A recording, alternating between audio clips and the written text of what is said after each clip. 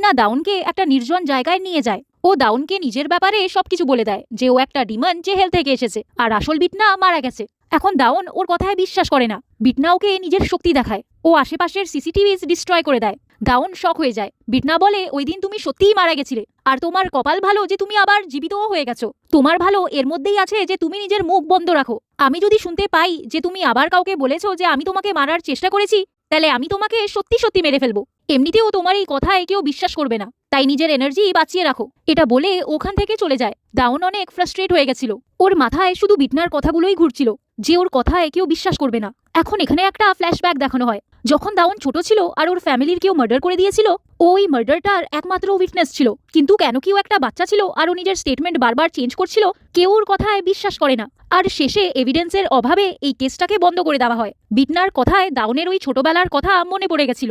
Scene shift হয় একটা ফ্যামিলির ওপর। এই মেয়েটা